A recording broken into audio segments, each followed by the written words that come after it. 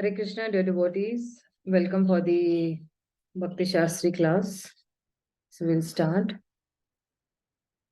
Om Ajnanatimirandasya Jnananjanashalakaya Chakshurum Militam Yena Tasmai Shri Gurave Namaha.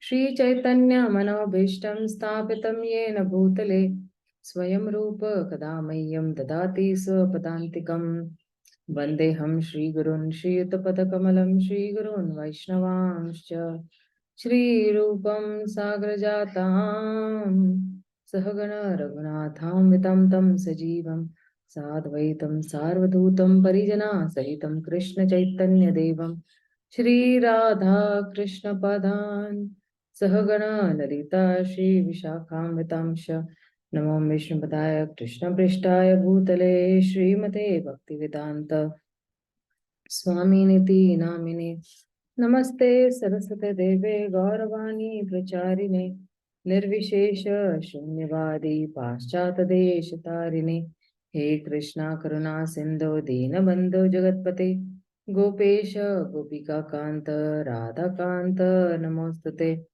तप्त कांचन गौरांगी राधे वृंदावनेश्वरी वृषभानुसुते देवी प्रणमामि हरिप्रिये वाञ्छाकल्पतरुभ्यश्च कृपा सिन्धुभ्य एव च पतितानं पावनेभ्यो वैष्णवेभ्यो नमो नमः श्री कृष्ण चैतन्य प्रभु नित्यानंद श्री अद्वैत गदाधर शिवासादि गौर भक्तवृंद हरे Krishna Krishna Krishna Hare Hare Hare Rama, Rama Rama, Hare Hare. So, dear devotees, welcome after a very long break again for this wonderful Bhakti Shastri class on the Bhagavad Gita. So, I guess we were on the 27th shloka of the 4th chapter. We had completed the 26th. We'll just quickly share the screen. Give me just 1 minute, okay? Give me 1 minute.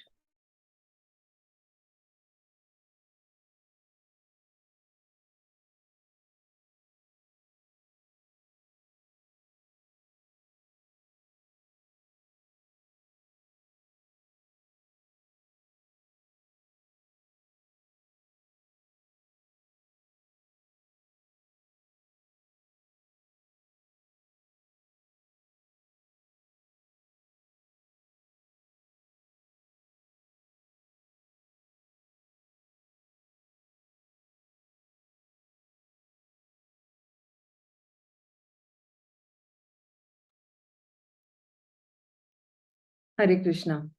So far what we have seen is, in this 4th chapter, we have seen the lineage of the transcendental knowledge that is coming in Parampara.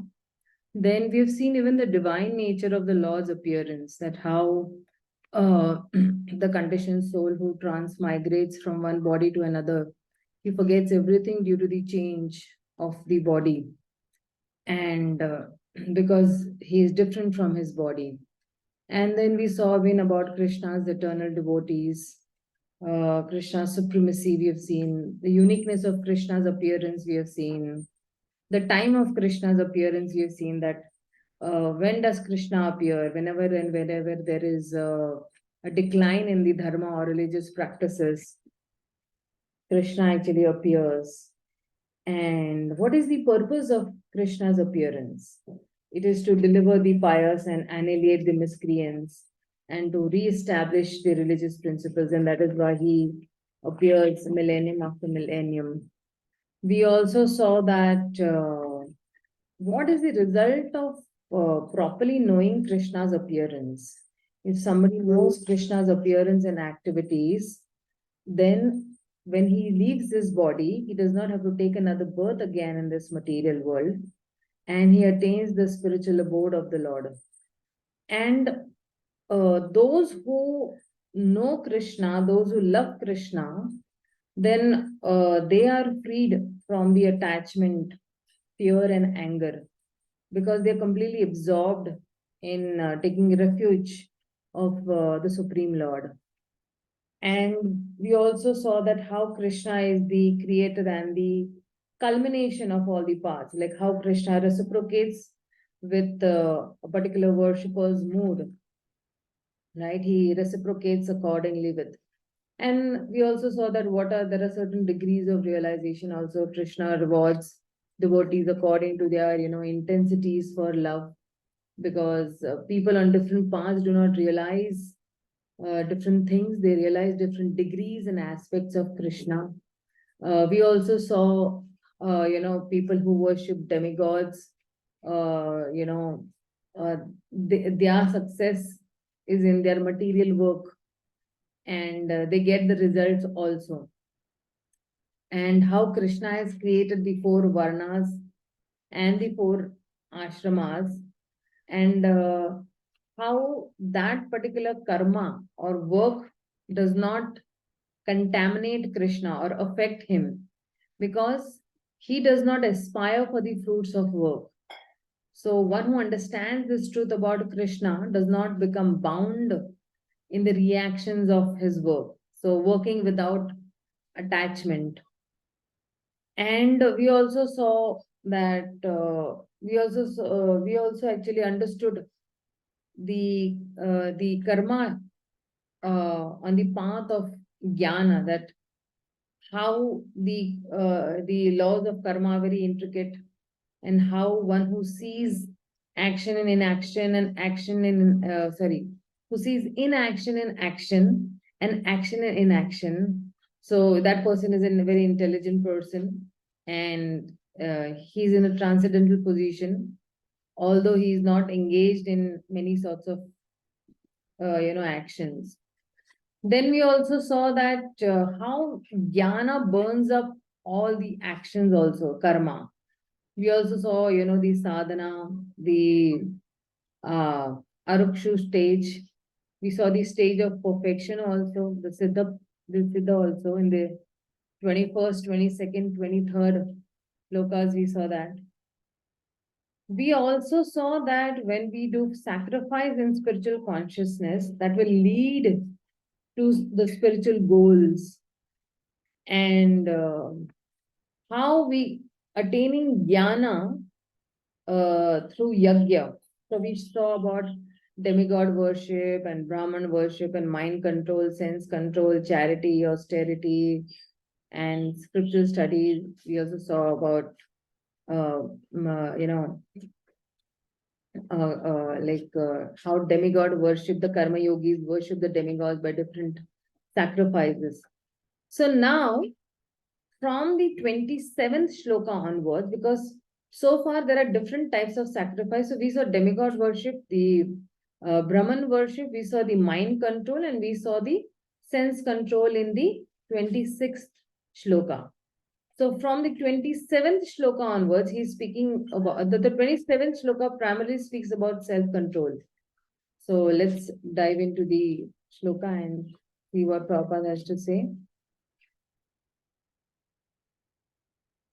सर्वान्द्रियाणि कर्माणि प्राणकर्माणि चापरे आत्मसंयम्य योगानो जिह्वाति ज्ञानदीपिते.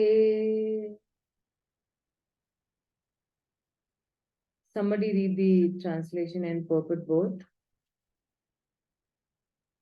Krishna Others who are interested in achieving self-realization through control of the mind and senses, or through the functions of all the senses and of the life breath as oblations into the fire of the control mind. Purport. The yoga system conceived by Patanjali is referred to here. In the Yoga Sutra of Patanjali, the soul is called Pratyak Atma and Param Atma. As long as the soul is attached to sense enjoyment, it is called Paragatma. But as soon as the same soul becomes detached from such sense enjoyment, it is called Pratyagyatma. The soul is subjected to the functions of 10 kinds of air at work within the body, and this is perceived through the breathing system. The Patanjali system of yoga instructs one on how to control the functions of body's air in a technical manner, so that ultimately all the functions of the air within become Hare Krishna.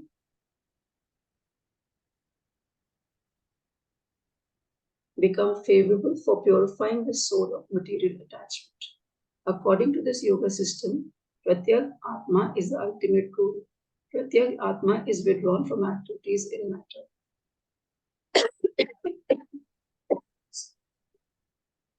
The senses interact with the sense objects, like the ear for hearing, eyes for seeing, nose for smelling, tongue for tasting, and hand for touching.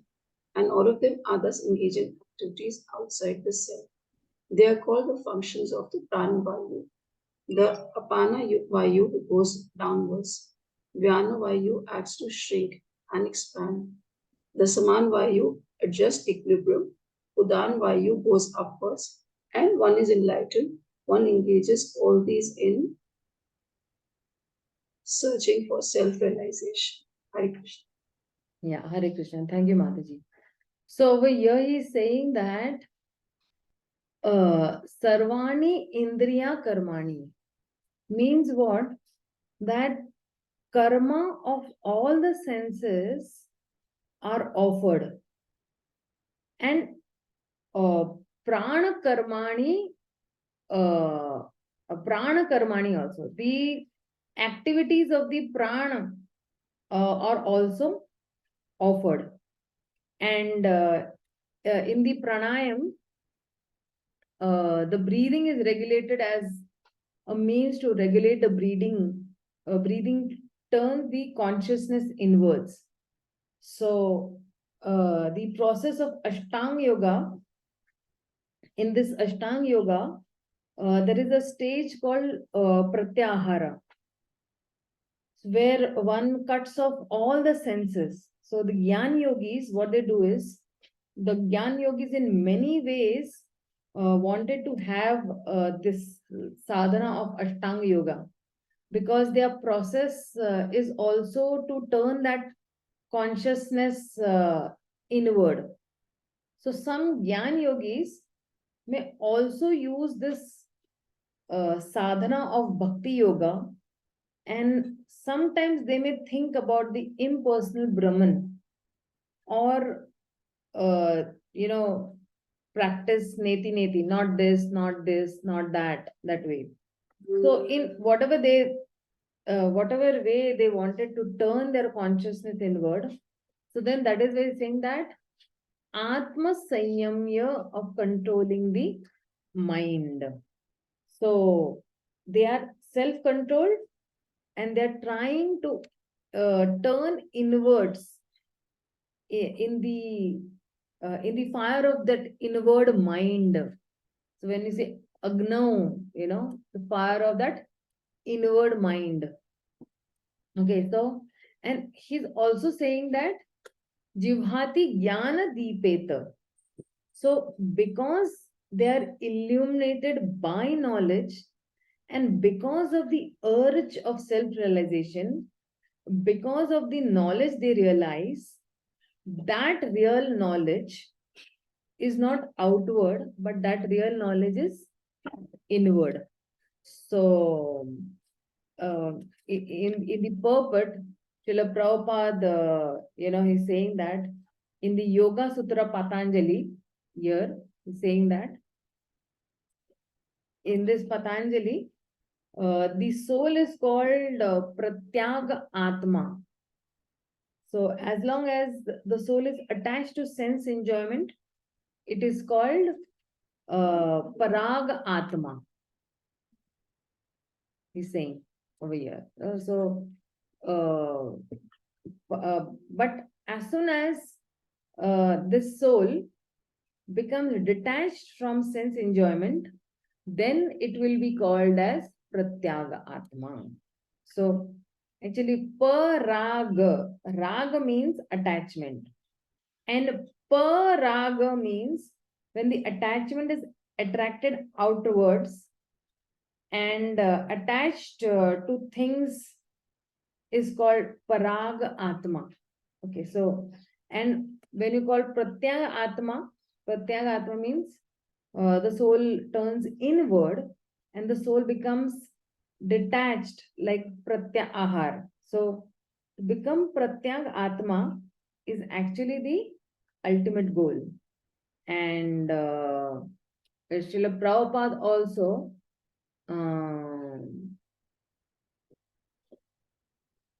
yeah, okay, Shubhangi Mataji, no problem. I read your message. No problem, Mataji. So, when he's saying that prana karmani, chapare, when he's saying this, he's saying that this yoga system that is, conceived by Patanjali, in the Yoga Sutra of this Patanjali, the soul is called Pratyagatma and the Paragatma also. So, as long as, that soul is attached to the sense enjoyment, it is called Paraga Atma. But as soon as the same soul is becoming detached from sense enjoyment, then it is called Pratyagatma. So the soul is, uh, mm, the soul is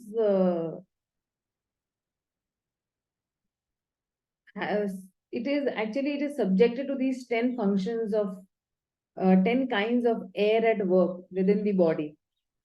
And actually, this is perceived through the breathing system. So, this Patanjali system of yoga, it is instructing that how to control the functions of the body's air in a very technical manner. So that ultimately all the functions of the air within become favorable for purifying the soul from this material attachment. And uh, so for this yoga system, this Pratyang Atma is the ultimate goal. So this Pratyang Atma is withdrawn from the activities in this matter. So when the senses interact with these sense objects, like the ear or the nose or the eyes, or for smelling, and the tongue for tasting and the hand for touching, then all of these uh, you know are engaged in the activities outside the self. So that is why they are called the functions of the prana vayu. And then the apana vayu goes downwards. Then this vyana vayu jo hai, वो क्या करता है? This vyana vayu acts to shrink and expand. And then samana vayu, what it does, it is adjusting the equilibrium. And this udana vayu, okay, so the udana vayu, it goes upwards. And then when one is sufficiently enlightened, then he engages all these senses in self-realization. So prana vayu is one of the vayu, and prana is actually generic also to describe all the 5 vayus, right? Just like the mind is referred as one of the very subtle elements in the subtle body. But sometimes the mind is used generically also to refer to the subtle body. So we have matter, we have mind, and consciousness. And mind is generically used to refer to the subtle body, of which mind is one component.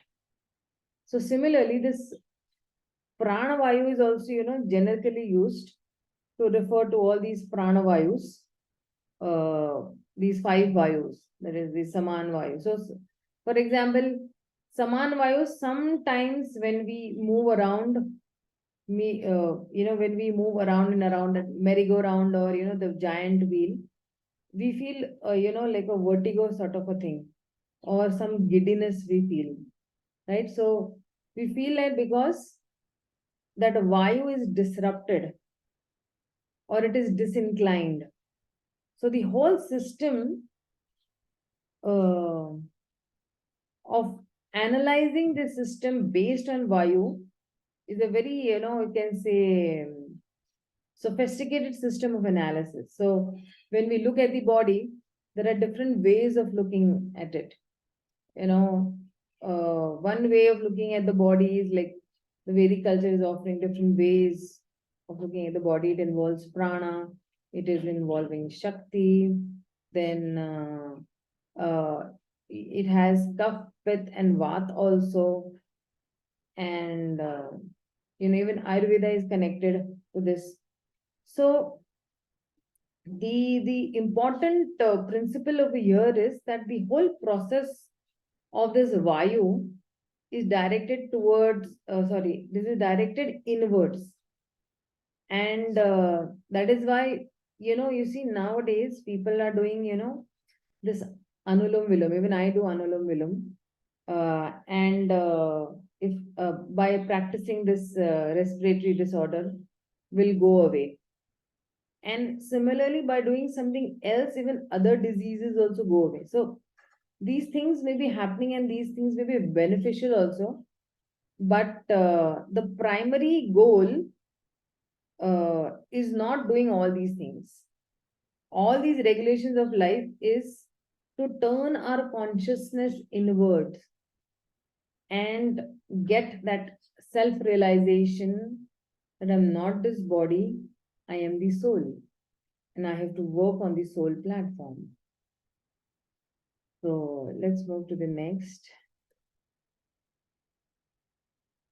So after describing the self-control which the Patanjali yoga system is offering and the functions of pranvayu and all, then he is describing about charity.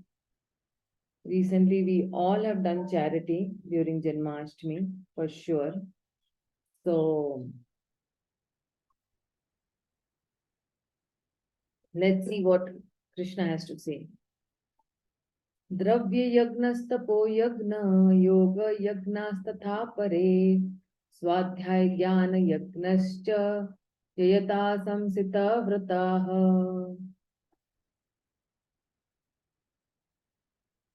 Yeah, somebody read the translation.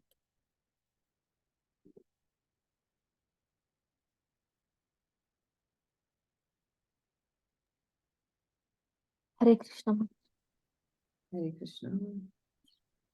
Having accepted strict vows, some become enlightened by sacrificing their possessions, and others by performing severe austerities, by practicing the yoga of eightfold mysticism, or by studying the Vedas to advance in transcendental knowledge. These sacrifices may be fitted into various divisions. There are persons who are sacrificing their possessions in the form of various kinds of charities. In India, the rich mercantile community or princely orders open various kinds of charitable institutions like Dharmashala, Annakshetra, Adidishala, Annadhalaya, and Vidyapita. In other countries too, there are many hospitals, old age homes, and similar charitable foundations meant for distributing food, education, and medical treatment free to the poor. All these charitable activities are called Dravyamaya Yagna. There are others who for higher elevation in life or for promotion to higher planets within the universe voluntarily accept many kinds of austerities such as Chandrayana and Chaturmasya. These processes entail severe vows for conducting life under certain rigid rules. For example, under the Chaturmasya vow, the candidate does not shave for 4 months during the year, July to October. He does not eat certain foods, does not eat twice in a day, or does not leave home. That sacrifice of the comforts of life is called Tapomaya Yagna. There are still others who engage themselves in different kinds of mystic yogas like the Patanjali system for merging into the existence of the Absolute, or Hatha Yoga or Ashtana Yoga for particular perfections, and some travel to all the sanctified places of pilgrimage. All these practices are called Yoga Yagna, sacrifice for a certain type of perfection in the material world. There are others who engage themselves themselves in the studies of different Vedic literature, specifically the Upanishads and Vedanta Sutras, or the Sankhya philosophy. All of these are called Swadhyaya Yagna, or engagement in the sacrifice of studies. All these yogis are faithfully engaged in different types of sacrifice and are seeking a higher status of life. Krishna consciousness, however, is different from these because it is the direct service of the Supreme Lord. Krishna consciousness cannot be attained by any one of the above mentioned types of sacrifice, but can be attained only by the mercy of the Lord and his bona fide devotees. Therefore, Krishna consciousness is transcendental. Thank you. Thank you so much. So, so he's speaking about over here, if you see, Dravya Yagna, okay, sacrificing one's possessions. That is, if you have some wealth. And Tapo Yagna, some people sacrifice in austerities. And Yoga Yagna, sacrifice. Some people perform, this Ashtanga Yoga. And Tathapare means, all others are also performing something. So, and then there is this Swadhyaya also, sacrifice of the study also. And Jnana Yagna also, they sacrifice in advancement of transcendental knowledge also, because some people seriously study, so they sacrifice their intelligence in this way. And Samasita Vrataha, so Samasita means they take strict vows and act accordingly. So when they are acting in this way, what are they actually doing? They are trying to connect to the supreme absolute truth by acting in what is available to them, what is accessible to them for a higher cause. And, Srila Prabhupada is giving that, they open Dharmakshetra, Dharmakshala, Annakshetra, Titishala, Anathalayas and Vidyapithas and all that. So these sacrifices can be, fitted for various divisions of people in the society. So there are persons who are sacrificing their possessions in the form of various kinds of charities. And in India, the rich people or the community or even the princely people, they often open all these charitable trusts or schools like Dharmashala and Aditi and all that. And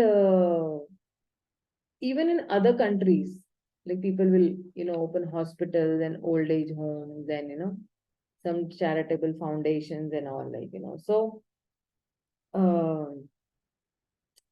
uh, uh, so all these charitable activities are called Dravyamay Yagna. So Prabhupada actually does not talk about this in any negative way. He's not saying all this is all mundane. No, we should not take it.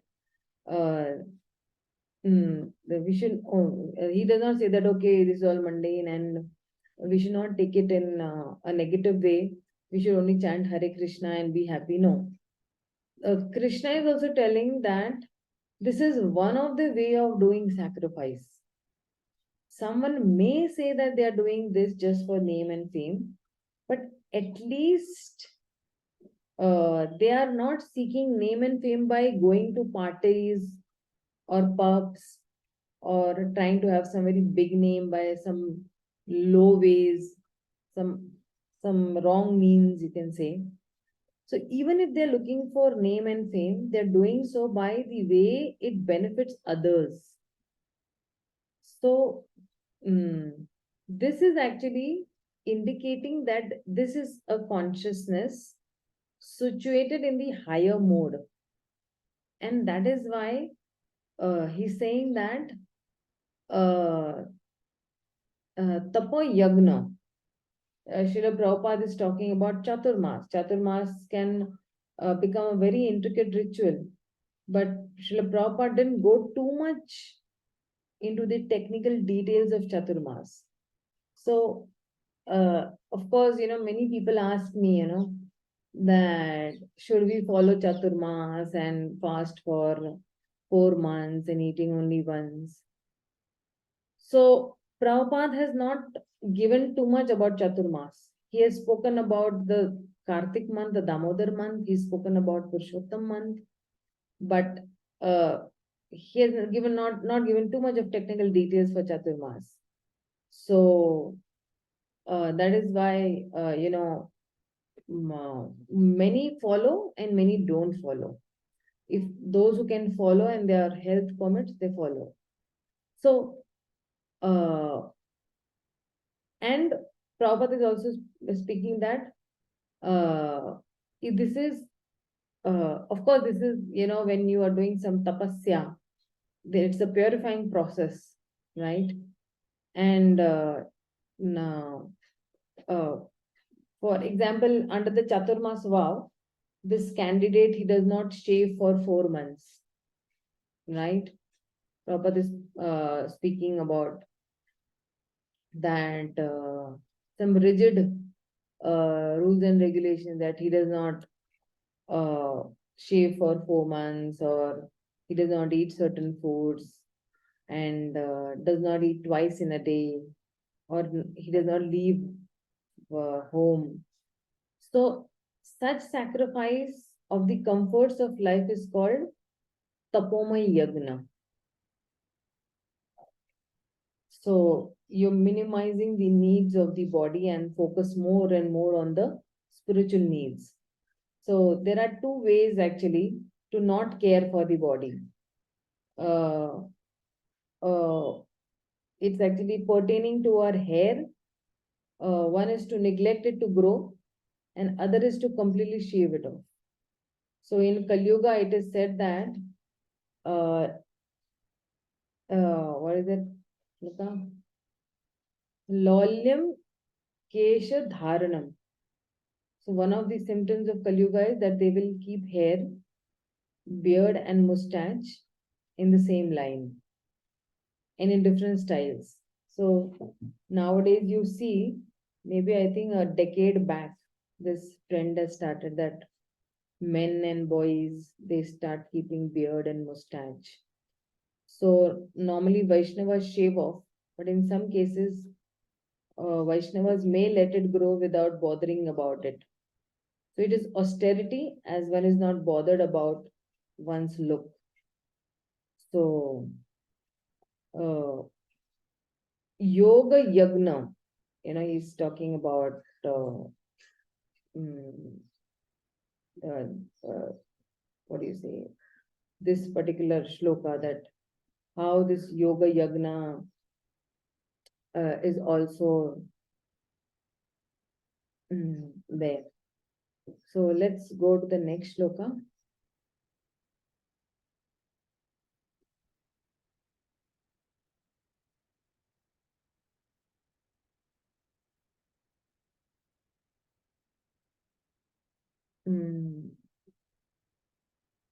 Just trying to see that. So actually, in the previous shloka, in this 28th shloka, just give me 1 minute.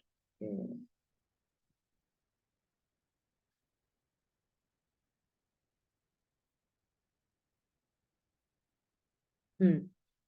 So one more point I just forgot to mention, that all these yogis, they are actually very much faithfully engaged in, these different types of sacrifices. And they are also actually seeking a higher status of life. So all these sacrifices are meant for elevation, that, Krishna will soon talk about in one of the later verses. So he says that apane jivhati, because this particular shloka is now going to speak about pranayam. आपने जिह्वाति प्राणम प्राणे अपानम तथा परे प्राणापान गति रुद्ध्वा प्राणायाम परायणः अपरे नियताहरा प्राण प्राणेषु जिह्वाति. So somebody read the translation and purport.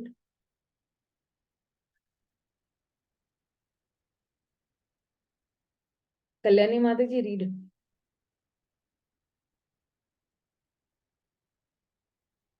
Hare Krishna Mataji.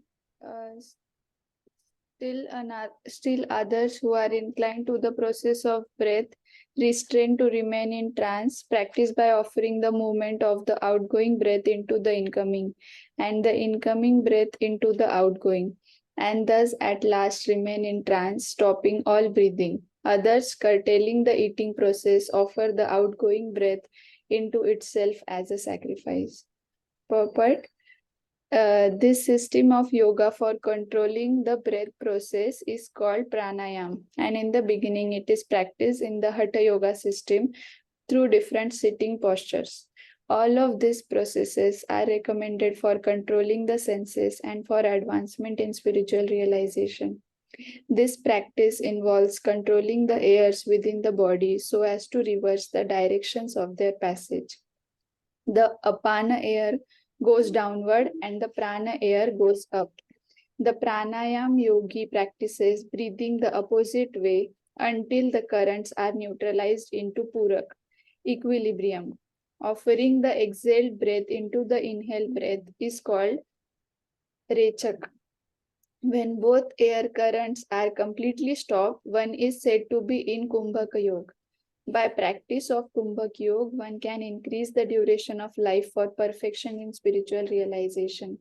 The intelligent yogi is interested in attaining perfection in one life without waiting for the next. For by practicing Kumbhak Yoga, the yogis increase the duration of life by many, many years. A Krishna conscious person, however, being always situated in the transcendental loving service of the Lord, automatically becomes the controller of the senses. His senses, being always engaged in the service of Krishna, have no chance of becoming otherwise engaged. So, at the end of life, he is naturally transferred to the transcendental plane of Lord Krishna. Consequently, he makes no attempt to increase his longevity. He is at once raised to the platform of liberation, as stated in Bhagavad Gita 14.26. Mamcha yog vyabhicharena bhakti yogena sevate sa gunan samatitetan brahma bhuyaya kalpate. One who engages in unalloyed devotional service to the Lord transcends the mode of material nature and is immediately elevated to the spiritual platform. A Krishna conscious person begins from the transcendental stage and he is constantly in that consciousness. Therefore, there is no falling down and ultimately he enters into the abode of the Lord without delay. The practice of reduced eating is automatically done when one eats only Krishna Prasadam or food which is offered first to the Lord. Reducing the eating process is very helpful in the matter of sense control, and without sense control, there is no possibility of getting out of the material entanglement. Yeah, thank you so much. So he is talking about over here apane jibhati. Okay. So when I say that apane is the air that goes down, and prana is the air that goes outwards. Okay. So the idea is one offer outward air in inward and inward air in outward. So that is a prana apanam tatha pare. So and then prana apana gati ridhva. Sorry, over here. Okay. So then in this way, one, he is checking the movement of the air also. So he brings the movement of the air in a steady state of neutrality. So that is why, this pranayama and parayana. So, when I'm saying pranayana, parayana means he's saying that such a person is dedicated to pranayam. So this is one kind of yoga also. And the others, apare niyata ahara. So they regulate their eating habits, or they regulate their eating a lot. And prana praneshu jihati. So they offer their pran in the air, and they offer the outgoing air into itself only. So somebody might wonder about what is this offer into the air. So Prabhupada is actually saying that this apana air goes downwards, and the prana air goes up. Okay. And the pranayama, these yogic practices that are there, the breathing the opposite way, until the currents are neutralized into the puraka. So there is a particular way the body breathes, and if one breathes in the opposite way, it will increase the willpower, and one will be able to regulate the body. So that is why, if you see, we do Brahmari or Kumbhak or all these, because it's all about, exhaling. And when you, exhale, offering the exhale breath into the inhale breath is called Rechaka. So when both the air currents are completely stopped, then that is called Kumbhak Yoga. So these are all, technicality, which is actually a part of the yoga system. And so I won't discuss too much into details, but this was one of the ritual or the path used for gradual spiritual realization or spiritual advancement. And ultimately, these people attain the Brahman form of the Lord. So when Srila Prabhupada is actually writing these puppets, in all these verses, Srila Prabhupada is maintaining the system that we should practice Krishna consciousness. And these all are valid rituals or processes, and they are a part of this Vedic culture, right? But the important point is that in this Kali Yuga, we practice Krishna consciousness, the ultimate, what has been recommended by Krishna in the Bhagavad Gita. So when we look at these processes which Krishna gives or he's talking about, we understand one part of that, rational part of that statement. That okay, Krishna gives at the end of the Bhagavad Gita, the 18.66 shloka, where he says that Sarva Dharma Parityajya Mamekam Sharanam Vraja. So why does he say that Sarva Dharma Parityajya? Parityajya means give up. Because all these are all the varieties of religion that are present in the Vedic religion. So Krishna says that give them up, just Mam Ekam Sharanam Vrajam. So what Krishna gives at the end of the Bhagavad Gita, Srila Prabhupada is giving it throughout the Bhagavad Gita.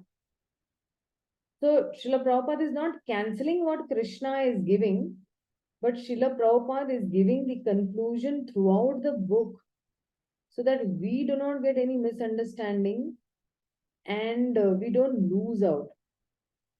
So Srila Prabhupada writes that, reducing the eating process, right? He says that reducing the eating process is very helpful in the matter of sense control, right? So, and without sense control, there is no possibility of getting out of this material entanglement. So, this does not mean that we have to intentionally, starve for days and days. So, the idea is not to eat so less that we do not have any energy only to do any service for Krishna and cannot even perform our bare minimum responsibilities and lose opportunities that Krishna sends our way. So the important point is that we don't make eating a primary activity, because some people just keep on binging, always eating, or we don't fantasize that food or the primary fantasy. Okay, what is the next food that I'm going to have? Like, if you see, of course, I'm not actually, but I have seen in my Gujarati community that if you have ever traveled with Gujaratis in the train, so on every station, they will want to eat whatever is their specialty of that station. And to add to that, they have their big, big containers also filled with khakras and theplas and doklas and mathyas and fafdas and everything is there. Okay. So now, as soon as they board the train, the first thing is they'll open that dabba and they'll start eating. Then after some time, the next station comes, there is some idli, there is some vada, they'll eat that. Then on the next station, some bhajiyas will there, they'll eat that also. Then there is the next station. So throughout that whole journey, they'll keep on eating, eating, eating. So, that is their primary fantasy. What is the next food coming? So eating is one part, and we don't eat in large quantity. So Prabhupada, said by eating prasadam, we regulate the senses, and in prasadam also we keep, quantity and quality under control. That will help in keeping the senses under control. So sense control is important,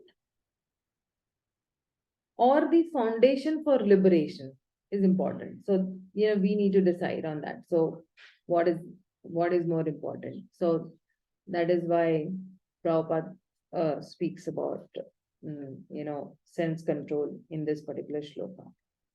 So let's dive into the next shloka. So from this section onwards, now Sri Krishna will tell what is the purpose of these sacrifices. If I'm doing a particular sacrifice, if I'm doing either demigod worship, or I'm doing mind control or sense control or charity or austerity, or I'm, doing swadhyaya, studying of the scriptural studies, or I'm doing pranayama, what is the purpose? He's saying that sarvyapyate et yagna vido yagna kshapita kalmasha yagna shishtan mrita bhujo yanti brahma sanatanam. Somebody read the translation. All these Yeah, Shubhangi Mataji, read. all these performers who know the meaning of sacrifice become cleansed of sinful reactions, and having tasted the nectar of the results of sacrifices, they advance towards the supreme eternal atmosphere. Purport: from the foregoing explanation of different types of sacrifice, namely sacrifice of one's possessions, study of the Vedas, of philosophical doctrines, and performance of the yoga system, it is found that the common aim of all is to control the senses. Sense gratification is the root cause of material existence.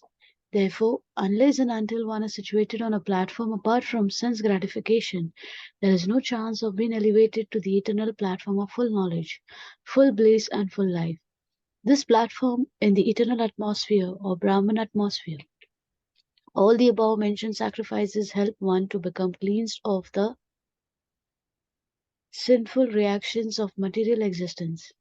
By this advancement in life, not only does one become happy and opulent in this life, but also at the end he enters into the eternal kingdom of God, either merging into the impersonal Brahman or associating with the Supreme Personality of Godhead, Krishna.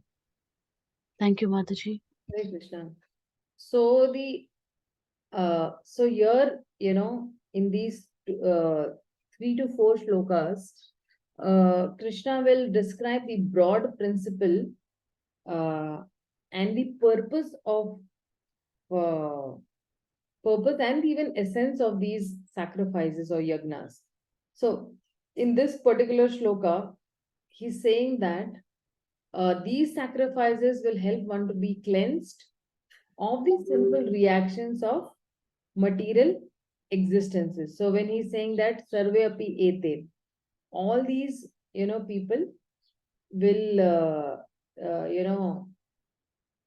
by performing such sacrifices, and then when they taste the nectar of that result, so this knowers and the performer of these sacrifices will attain the eternal spiritual realm, Brahma Sanatanam.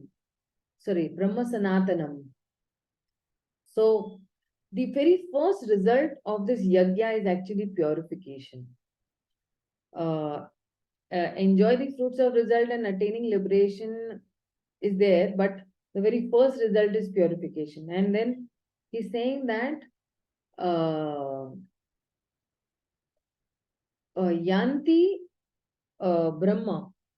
So Yanti Brahma Sanatanama. He's saying that they attain this eternal Brahman, the ultimate spiritual platform. So in this way, Lord Krishna is telling that we will become purified also and will get liberated also.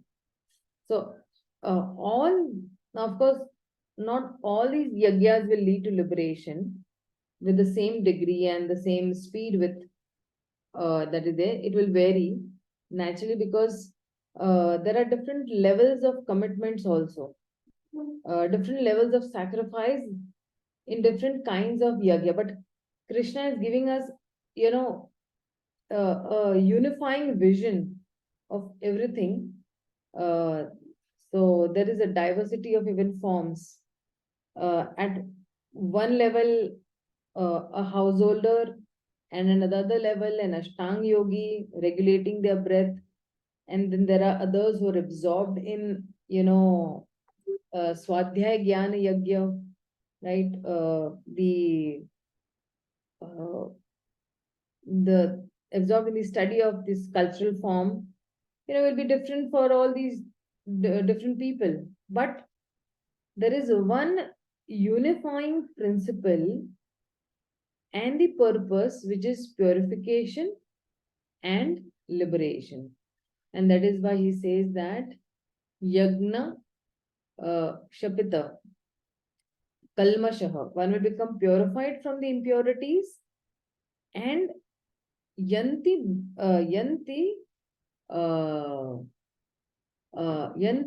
Brahma Sanatanam. So he gets liberation. Then the liberation is then personal and impersonal, as Srila Prabhupada is mentioning. So give me 1 minute, okay?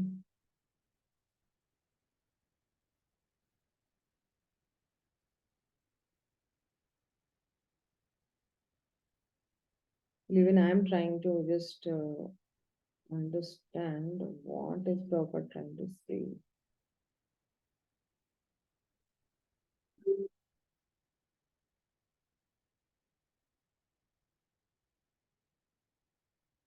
So yeah.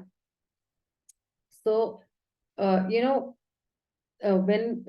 so this common aim of all these activities is control the senses. So because Prabhupada, what is he mentioning in this? That sense gratification is the root cause of all material existence, right? And therefore, unless and until one is situated on the platform, apart from this sense gratification, there is no chance of being elevated to the eternal platform of full knowledge, bliss, and alive. So this platform is in the eternal atmosphere or the Brahman atmosphere. So the Gita, if you see this fire sacrifice is actually a little metaphorical and transformation also, because the Bhagavad Gita talks repeatedly about yagna, wherein we are offering oblations as are offered to the fire. So you may wonder that does it even recommend this activity literally, or it is just metaphorically it is being said, या कुछ काल्पनिक है या वास्तव में ये करना है. So actually it is doing both, because this principle of offering is universal. Uh, uh, you know, it is manifest not just in the spiritual life, but also in our personal lives also. Like parents, often offer even necessities and comforts to their children, right? Parents give, some wonderful comforts to their children in form of food, clothing, and shelter. And even soldiers offer salute to their, seniors. And even the citizens, they are also offering taxes to the government. So the Bhagavad Gita is revealing the universe to be a universal government, wherein the ritual of the sacrifice is actually tapping into the interconnected with these various levels of this cosmos.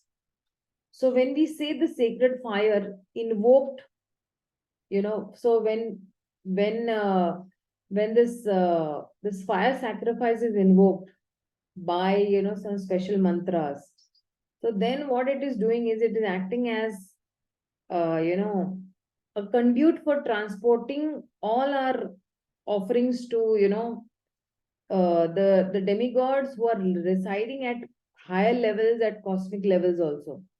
So that is why this fire sacrifice is a literal activity.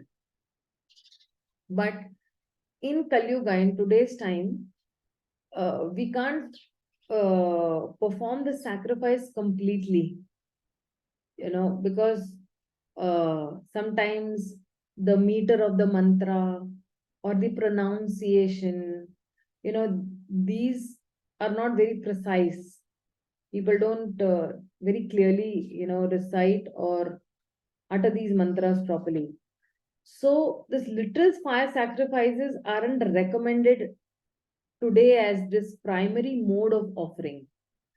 If you see in the in the Treta Yuga, when Lord Ram had come, all these fire sacrifices was the Yuga Dharma of that Yuga. So, so when we say that, this metaphorical, principle of sacrifice, that of offering something dear to someone who is dear, will still be holded. Like, for example, you see the mother's life is full of sacrifice for their children, right? And it is still holding true. It is a fact. We are able to see on a daily basis that how a mother is sacrificing her body, mind, words, and everything for that, the upbringing of that particular child. So the Gita also, it is giving a broader vision of sacrifice when it deems as forms of sacrifice for a wide variety of activities, like breathing exercises, or charity is also a sacrifice, and uh, you know uh, studying the scriptures is also sacrifice, or even fasting is also sacrifice. So that is why in this 30th shloka, it concludes this very elaborate explanation by stressing this transformational potency of the sacrifice, that okay, you have done all these, or out of these you're doing one, then what is the, result? So you're going to progress towards your destination of eternity. So what is the best way today to perform sacrifices? He says that, Srila Prabhupada says that it is mantra meditation, the sound vibration, that is the best sacrifice. How come it is the best sacrifice? Because when we are uttering the mantra comes out from our mouth, it is entering the ear holes, which is like a Havan Kunda, and then it is entering our heart through the ear holes, through that particular passage, and then it is purifying. So, what are we doing is we are offering our most innate energy. What is our most innate energy? Our consciousness to the Supreme Lord or to the Absolute Truth. And imagine that as soon as we are chanting the Hare Krishna Maha Mantra, the Lord is manifesting, immediately.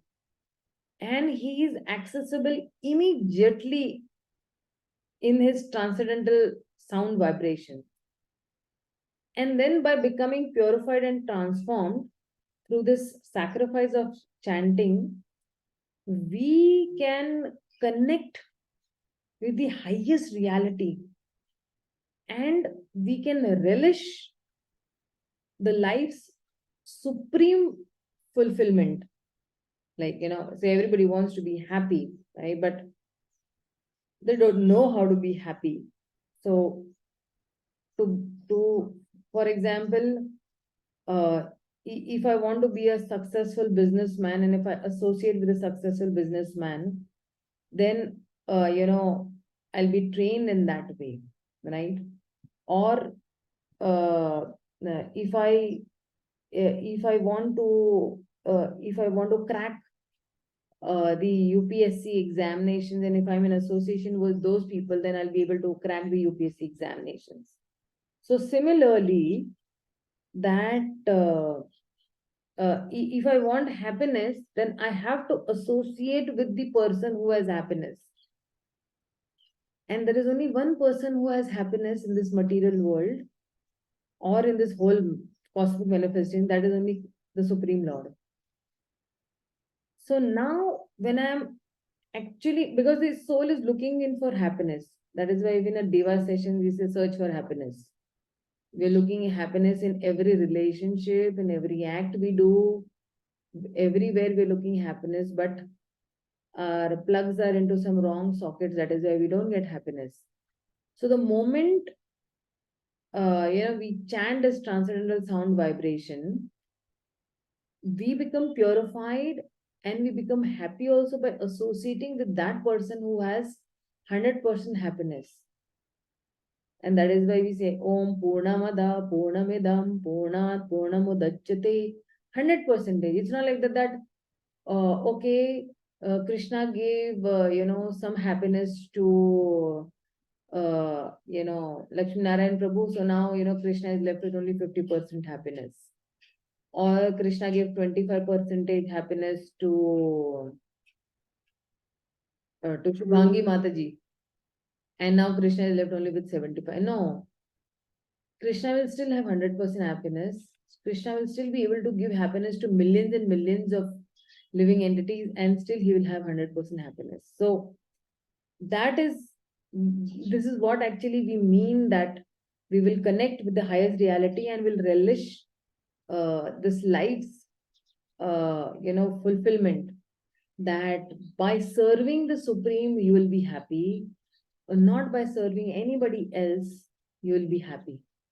So that is by this advancement in life, not only does one become happy in opulent life, but also at the end he enters into the eternal kingdom, where he will be happy, eternally. So let's dive into the next sloka. So then over here he's saying that if somebody is performing sacrifice, what will happen?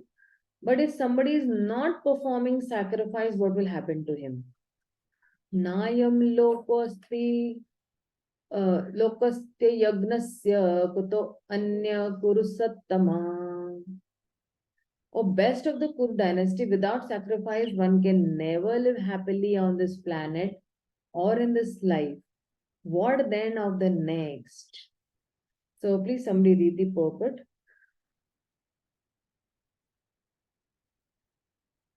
O best of the Kuru dynasty, without sacrifice one can never live happily on this planet or in this life. What then of the next? Purport. Whatever form of material existence one is in, one is invariably ignorant of his real situation. In other words, existence in the material world is due to the multiple reactions to our sinful lives. Ignorance is the cause of sinful life, and sinful life is the cause of one's dragging on in material existence. The human form of life is the only loophole by which one may get out of this entanglement. The Vedas therefore gives us a chance for escape by pointing out the paths of religion, economic comfort, regulated sense gratification, and at last the means to get out of the miserable condition entirely. The path of religion or the different kinds of sacrifice recommended above automatically solves our economic problems. By performance of yajna, we can have enough food, enough milk, etc. Even if there is a so-called increase of population. When the body is fully supplied, naturally the next stage is to satisfy the senses. The Vedas prescribe, therefore, sacred marriage for regulated sense gratification.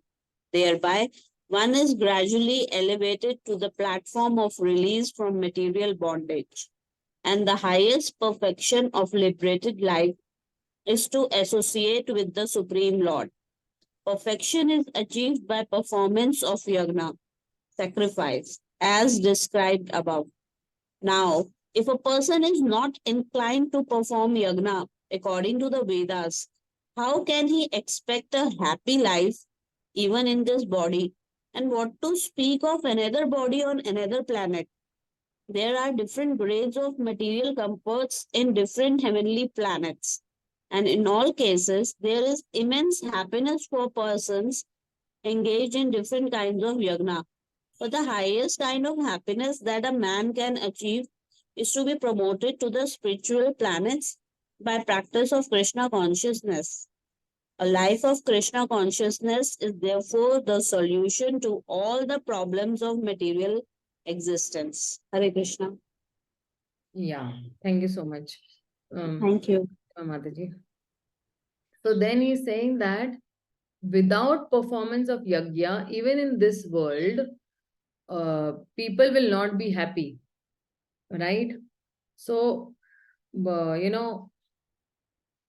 Krishna is actually telling Arjuna that, see, you are not the kind of person who will not do yajna.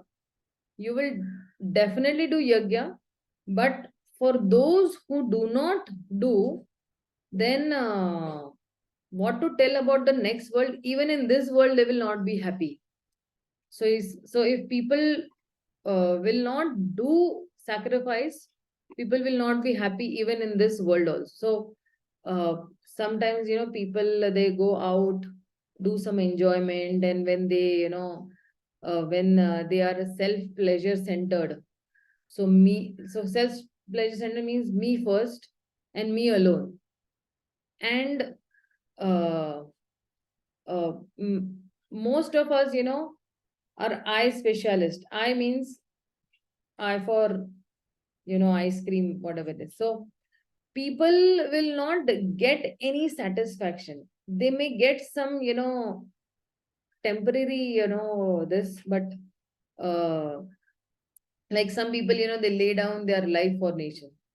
So at one level, we can think that this person is at illusion. Why he's thinking that, I'm the body and my country. This may be illusion from the spiritual perspective. But within this material realm, this is actually nobler than those who are just thinking about themselves, and they're trying to just seek their own pleasure. So when one lives by this principle, he will become purified up to a certain level, and one will get fulfillment as because he's living for others. I'm living for the country. मैं अपने देश के लिए लड़ रहा हूँ. So these type of people, so those people with only enjoying mentality, their hearts are only empty, and their hearts are filled with fear and mind filled with desires, and they are on the verge of tears. And many times they will say, cheers. So fear, for them actually fear is like, what will happen, what will go wrong, am I looking beautiful or attractive? And the mind fills with desires that I want this, I want that, I want this, I want to that person got a better house than me, got a better dress than me, got a better car than me, or better spouse than me. And because of this, they are on the verge of tears, and just they're happy on the surface level. So it's like just showcasing. They just put a big smile in front of others, but their hearts are really empty. And they talk about love, but that love has no meaning also without any sacrifice. Love means sacrifice. You sacrifice for the highest level of sacrifice is love for Krishna. And for that, you can sacrifice anything. Like, for example, in Janmashtami, we saw that how devotees sacrifice their time, their energy, their sleep, their, hunger. Don't you think that on a Janmashtami day, or before Janmashtami and after Janmashtami, we did all these things? We controlled our mind. We we did charity. We did austerity. We did some scriptural study also, right? So all that all these different types of sacrifices, we just did it on the Janmashtami day. And then what is that result? Most of our sins were destroyed, right? So the meaning of sacrifice is to give up something little for something great.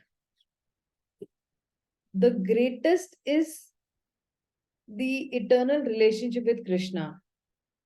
And that relationship is ever increasing fulfillment. So we should give up that flickering pleasure of this material world. So Krishna says that at some level, everyone has to do sacrifice. Otherwise, even in this world, person is not happy. What to speak about the next world? Like, so let's dive into the next shloka.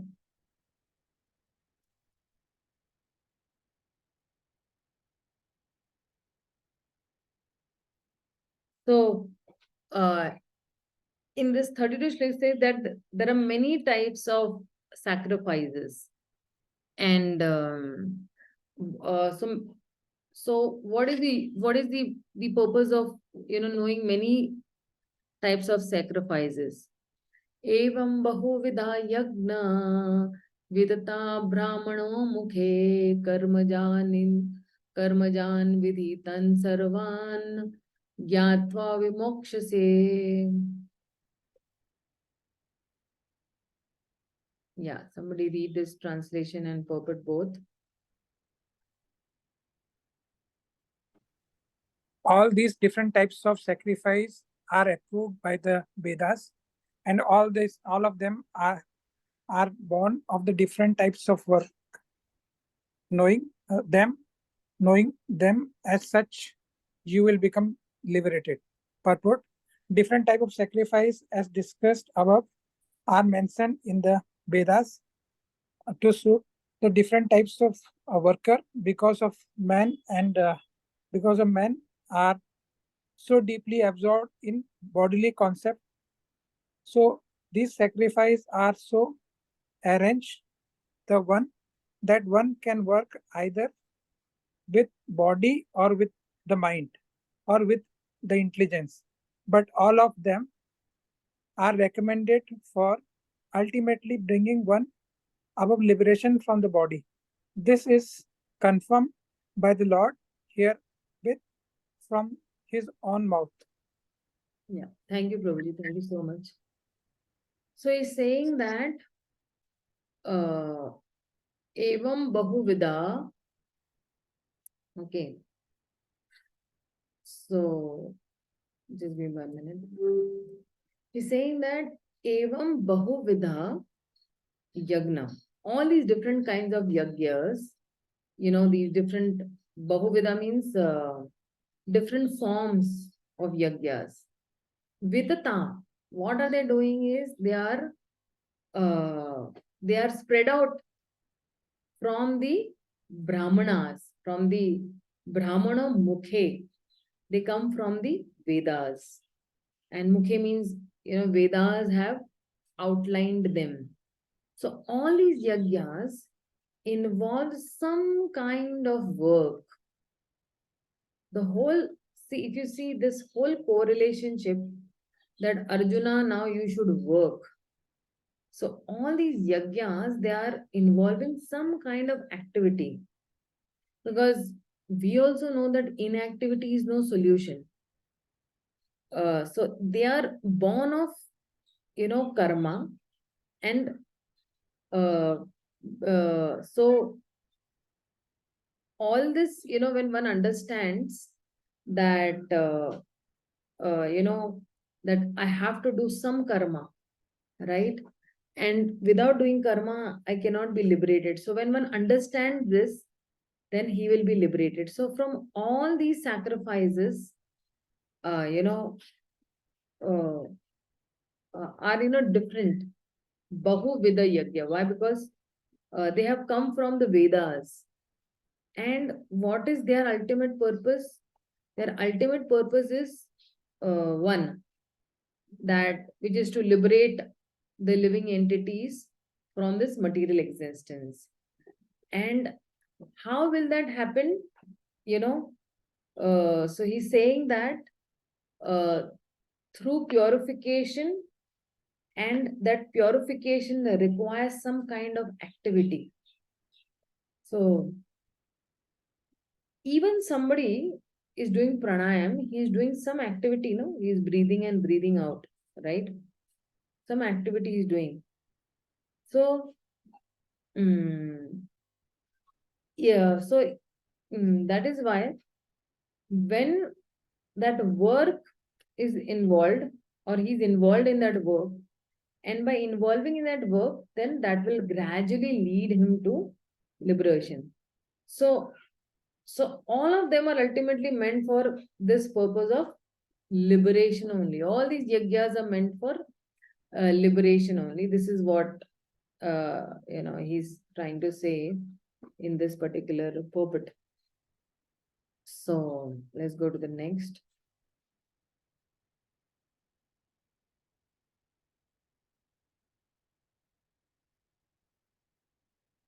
Shreyan dravyamaya yagna jnana yagna parantapa sarvam karmakhilam partha jnane parisamapyate. So now he will say that how these yagyas, they will culminate into jnana. Okay. Somebody read the translation and purport both.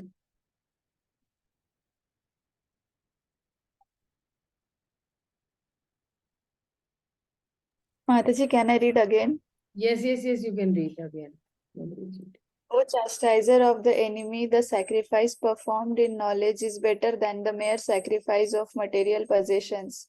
After all, O son of Pritha, all sacrifices of work culminate in transcendental knowledge. Purport: the purpose of all sacrifices is to arrive at the status of complete knowledge, then to gain release from material miseries, and ultimately to engage in loving transcendental service to the Supreme Lord, Krishna consciousness. Nonetheless, there is a mystery about all these different activities of sacrifice, and one should know this mystery. Sacrifices sometimes take different forms according to the particular path of the performer. When one's faith reaches the stage of transcendental knowledge, the performer of sacrifices should be considered more advanced than those who simply sacrifice material possessions. Madhuri? Without such knowledge. For without attainment of knowledge, sacrifices remain on the material platform and bestow no spiritual benefit. Real knowledge culminates in Krishna consciousness, the highest stage of transcendental knowledge. Without the elevation of knowledge, sacrifices are simply material activities. When, however, they are elevated to the level of transcendental knowledge, all such activities enter onto the spiritual platform. Depending on differences in consciousness, sacrificial activities are sometimes called karma kand, fruitive activities, and sometimes gyan kand, knowledge in the pursuit of truth. It is better when the end is knowledge. Yeah, Hare Krishna.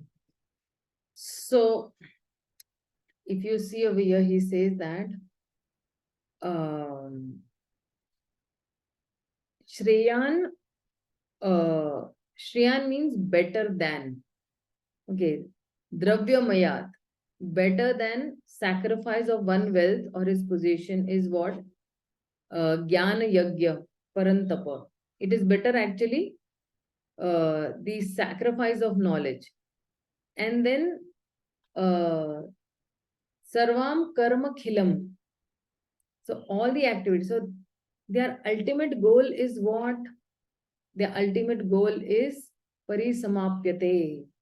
So, that end culminates into they attain the higher perfection in jnana. So, and what is this jnana? What is this knowledge? That knowledge is of our true identity of our eternal activity. And what is our eternal activity? We are serving the Supreme Lord, right? So, Sarvam Khilam, Sarva Karma Khilam, Partha Jnane Parisamapyate. So, Krishna is saying that if we will compare, some people sacrifice their position, some people will engage their intellectual, intellectual mind. And among all these people, those who are engaging their intellectual, faculty, they are better, because ultimately for people, it is actually the intellectual level which is to be educated. The intellectual level, if it is, what do you say, if that intellectual level, if it is trained properly, right?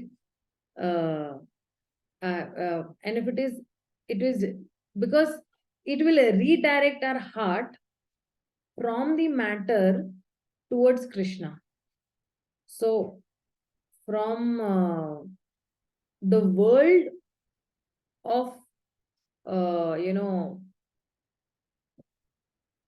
from that world, it will take you beyond the world. So this knowledge is actually not impersonal knowledge. And that is why Bhagavad Gita is using the word as jnana to describe many things, right? And because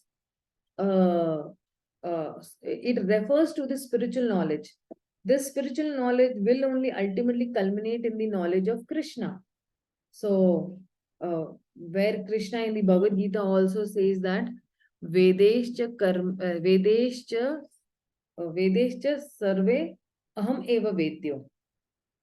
And in that same chapter later on, he says that one who knows me knows everything, because that person is a sarva ved gyan. Gyan means ultimately referring to knowledge about Krishna. So, if, for example, if one person is thinking that I will renounce this, house and go to the forest, okay, that is one way of doing it. But better is if that person acts in knowledge. So, where he's saying that Shreyan Dravya Mayat, Yagna, Jnana Yagna. So, better than this is Jnana Yagya Param Tapa.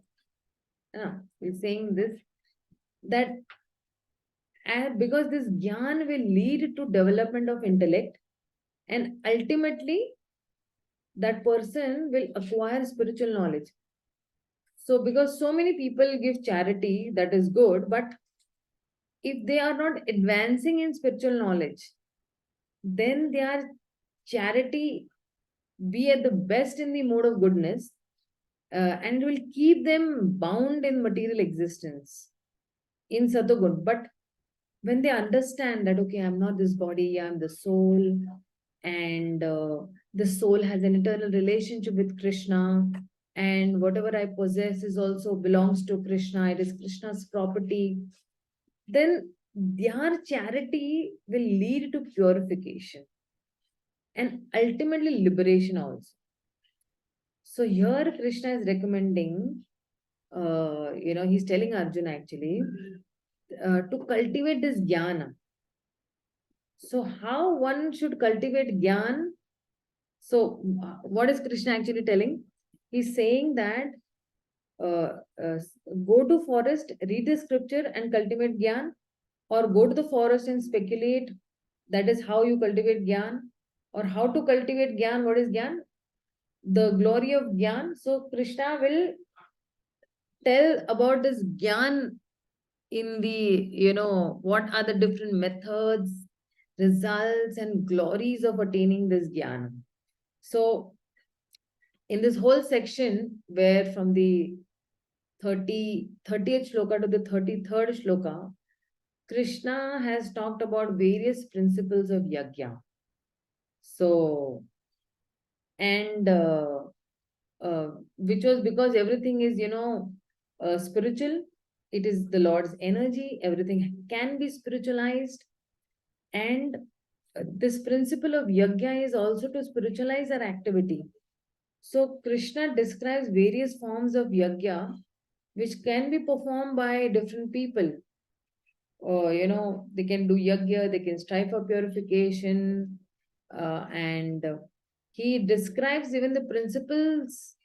The purpose of yajna is purification and liberation, and without yajna, one cannot be happy. And all these yajnas in different forms, but these yajnas are also coming from the Vedas, and one who understands this will attain liberation. And but what are these yajnas rooted into?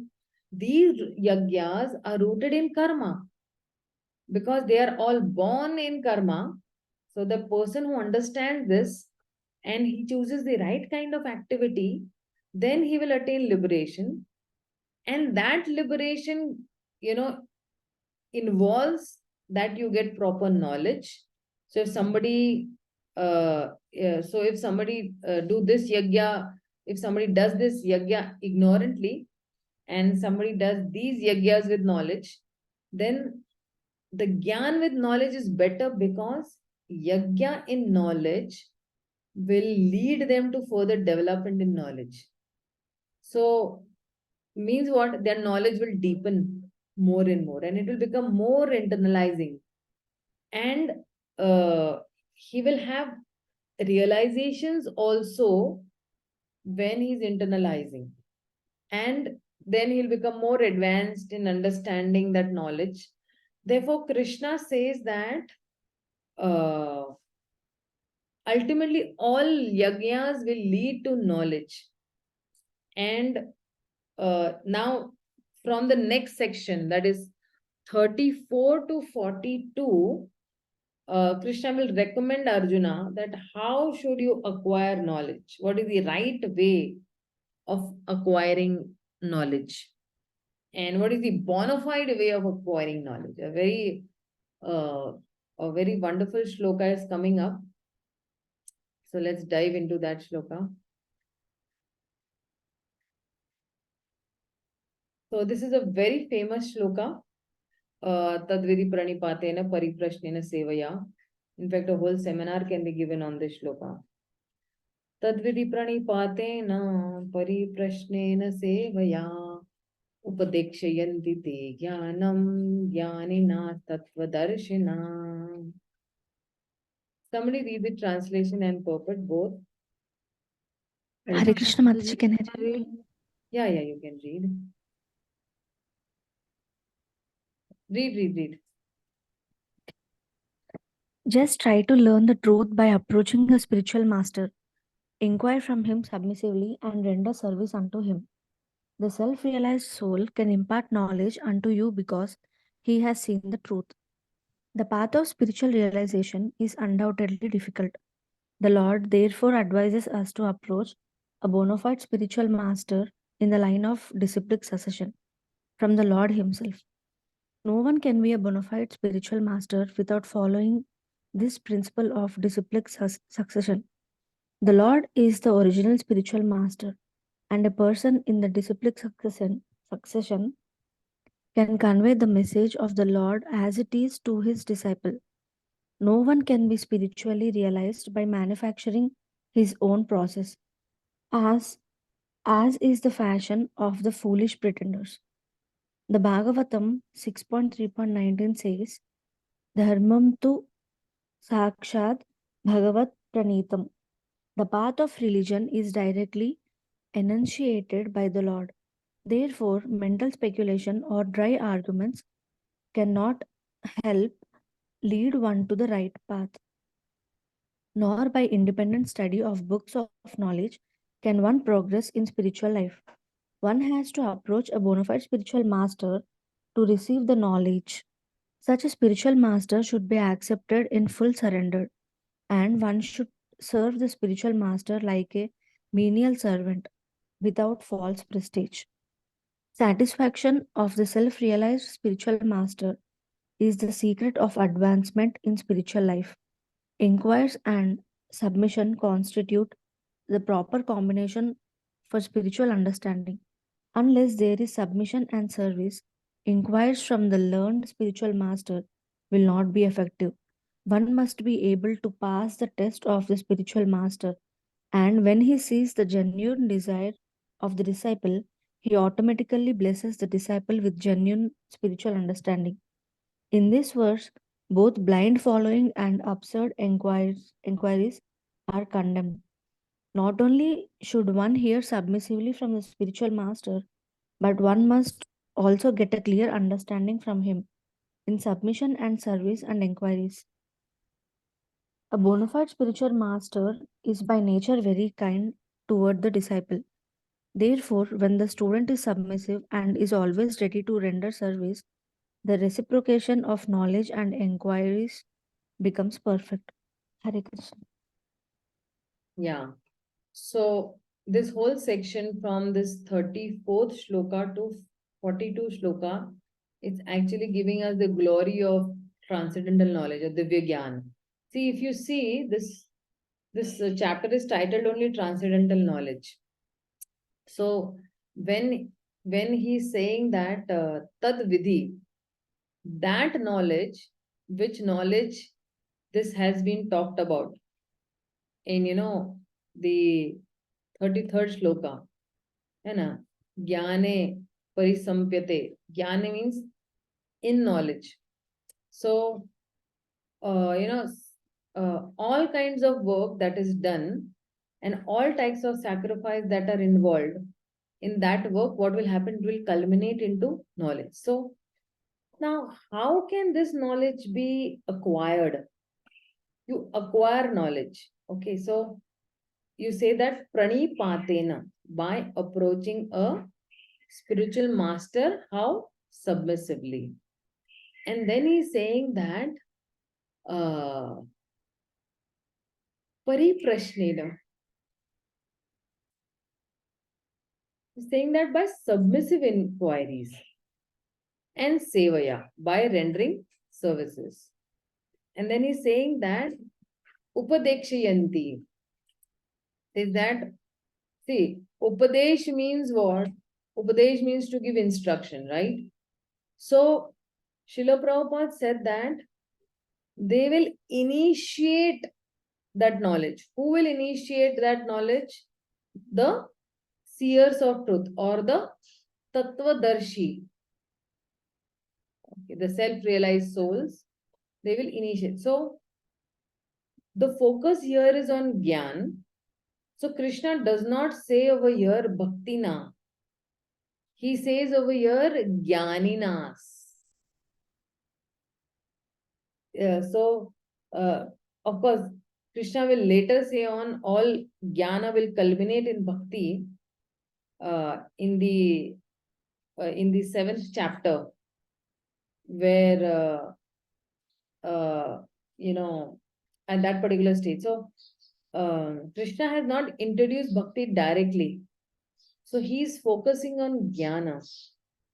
And now he's saying that how Karma Yoga will lead to Jnana. And when Jnana is developed, it will lead to liberation. So somebody might just wonder that how one will know Jnana when he will go to the spiritual master. He wants Jnana and spiritual master should have Jnana. So Jnani Nas. And,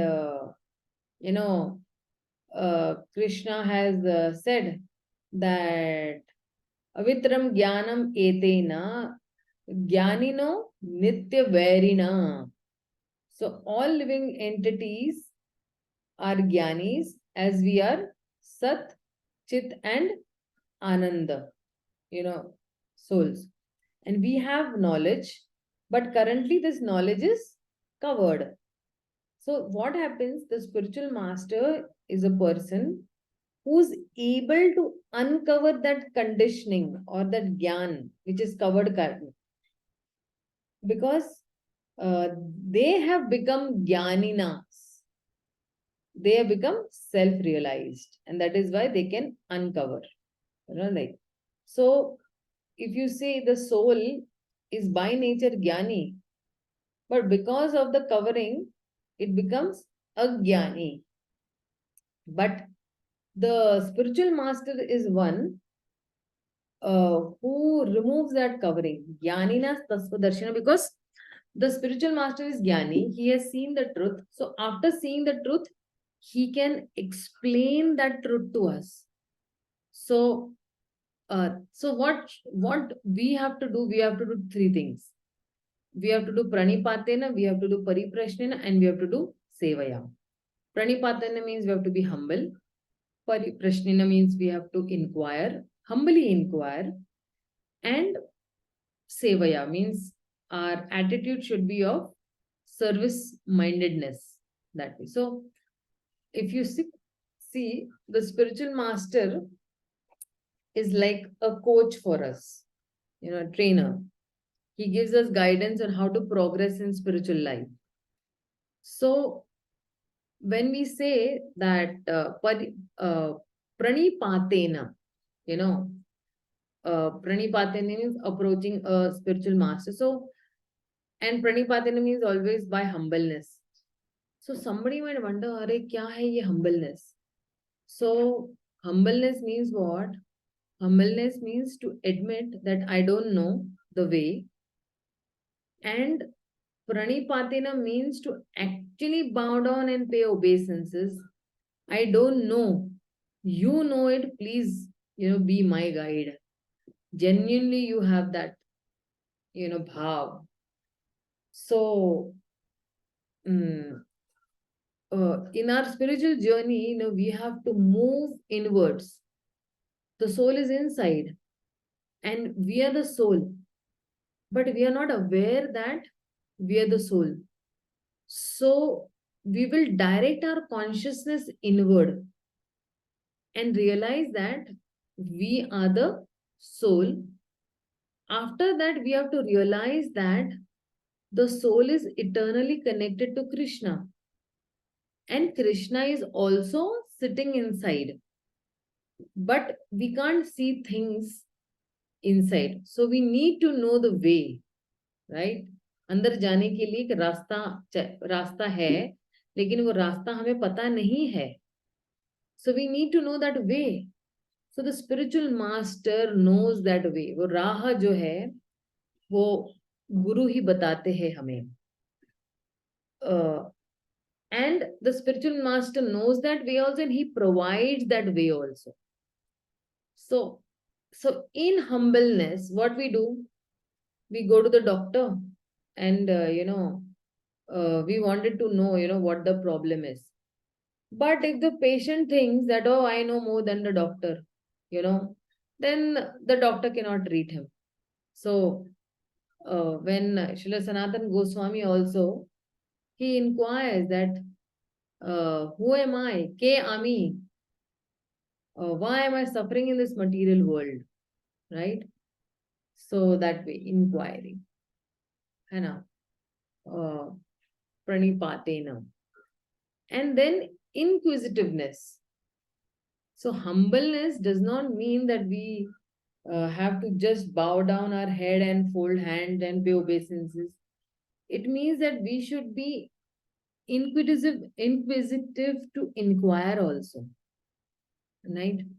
So, inquisitiveness, because in the Gita, in the Bhagavad Gita, if you see, it tells that it's not only about blind faith in the name of humbleness, but it is for the development of our spiritual perception also. Because with this spiritual perception, what we do is, we actually start thinking, we start seeing for ourselves what the Guru is seeing. Which means that when we inquire from the spiritual master, we gradually develop Jnana Chakshu. We develop our capacity for spiritual perception. हमारा interest नहीं है spirituality में, लेकिन धीरे धीरे जब हम inquire करते हैं, पूछते हैं गुरु से, then it will develop our capacity for spiritual perception. And that does not mean that we start seeing, Sachit Anand Atma everywhere. That will happen when we will develop spiritual vision also. But we develop the capacity of deep thinking, and deep thinking will lead to deeper observations also. So we can see, that how this world or how the promises of this world are very much false. We can see in this world the truth of the Bhagavad Gita is demonstrated. So when I say false promises, there is a product and it will say, okay, it will make you fair in one day, in just 2-3 days, pimple jayega, and all false promises. So we start seeing ourselves and we start seeing what the Guru is saying also. So then after humbleness, then is inquisitiveness. So when the spiritual master says that this world is a place of misery, but I see so many advertisements, and in that advertisements, all people are smiling and laughing, and all the, Harry Potters and, these novels, they are having a happy ending. So one may think that this world is a place of happiness. And that's why this world, seems to tell us that gradually we start seeing beyond the surface. Look above the road, So in the advertisement, there is a smiling face. But the ground reality, when we look, right, everyone is, not very happy. They're sulky, they're frowning. So where are the people happy? Somebody's in depression. So even if they're happy, it is for a short time. So that is why we say that the world is actually dukhalem ashashvatam. Dukhalem means a place of misery. Ashashvat. Shashvat means permanent. Ashashvat means temporary. So we start seeing for ourselves that what Guru is seeing, that is that is what happens by that inquisitiveness. And so, of course, humbleness is definitely required so that we learn. But humbleness, you can say, is like a launching pad for getting spiritual vision or knowledge over here. So now it is good to admit that, okay, I do not know. And then slowly and gradually we get to know. So when we go to a doctor, we ask the doctor, I do not know what is wrong with me. But after that, it is important to take the medicine.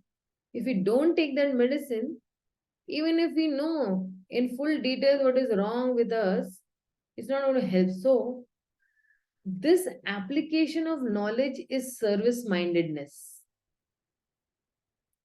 When you have that service attitude. So we, of course, why am I giving this example again and again? Because I'm able to identify very clearly that when we did some service on Janmashtami day, didn't we experience bliss?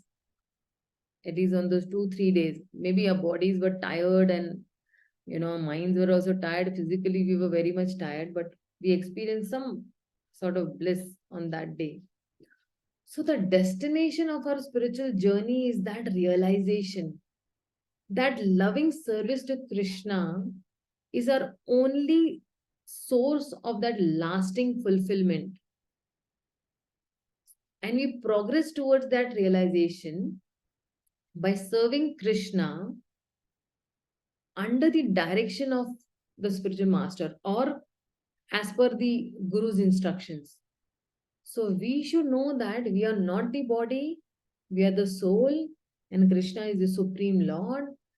But most transformational realization will be Krishna, and Krishna alone is the source of enjoyment. Everything else which promises enjoyment actually will lead me to suffering.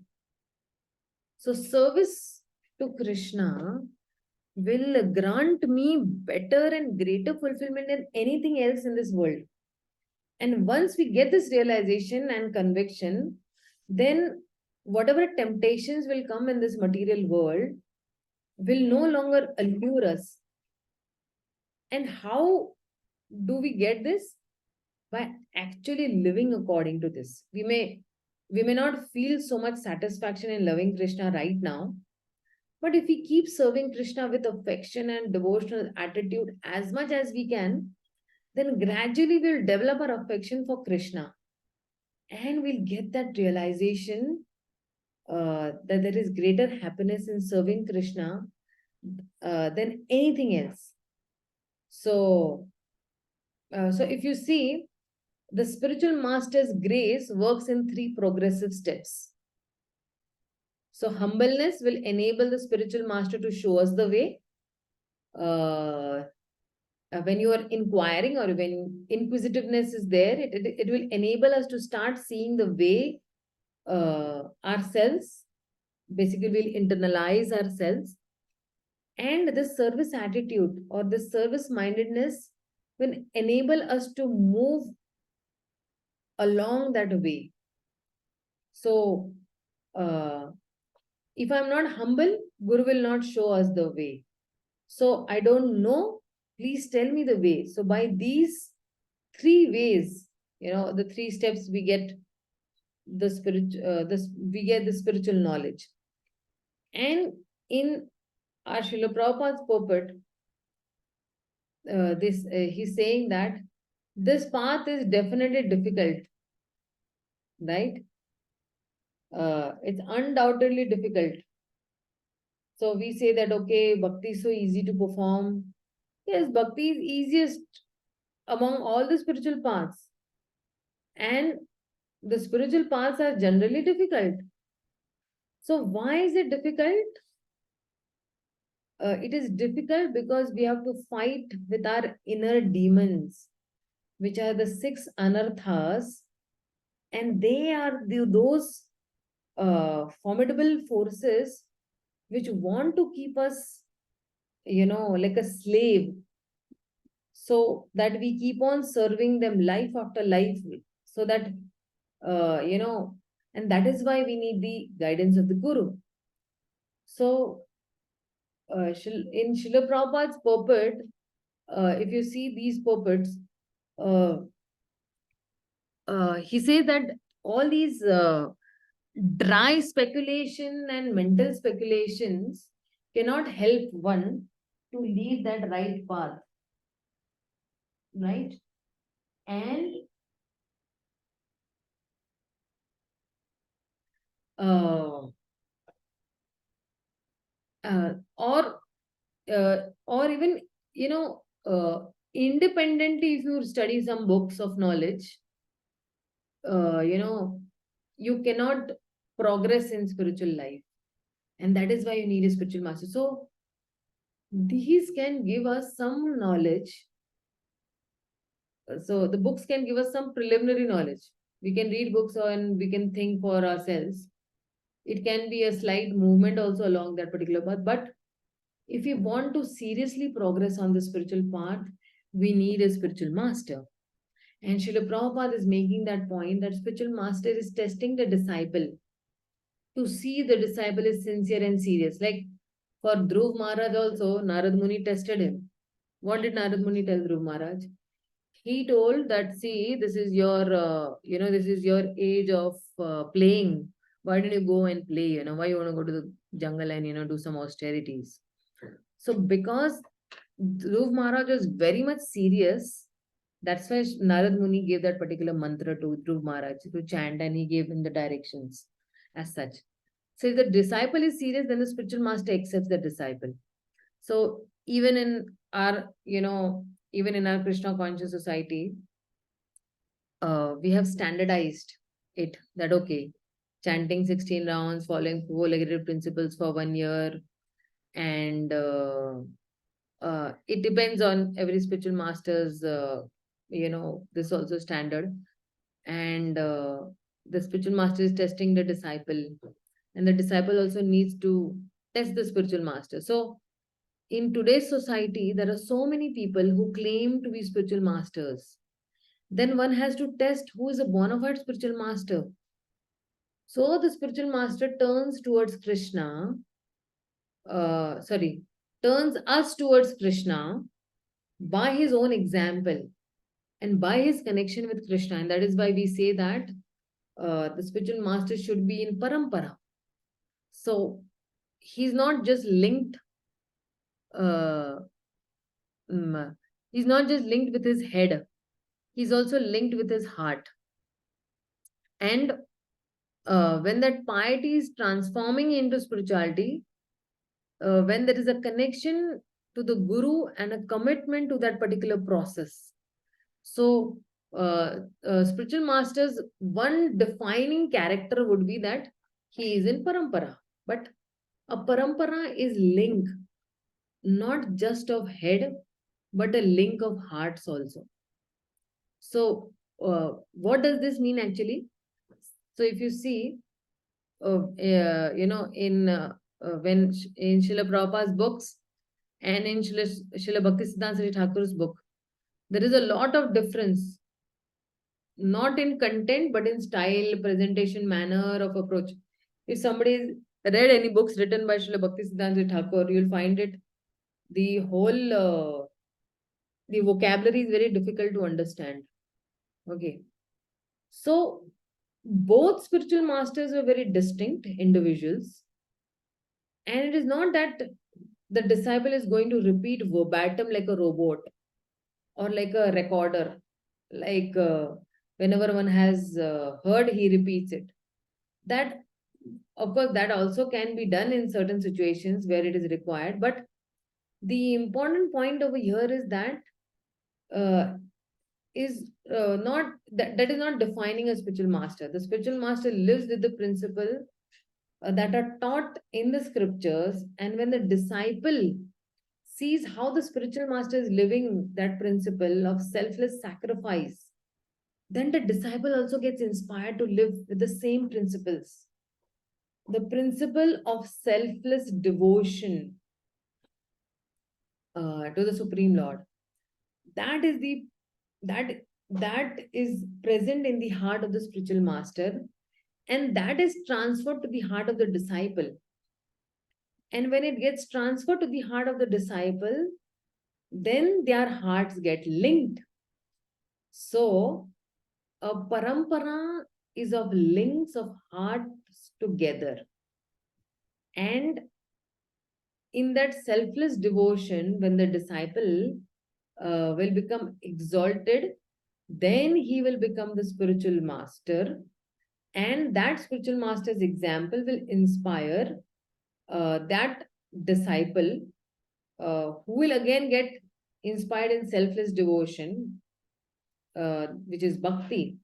So, parampara is link of hearts, which is based on selfless devotion or bhakti.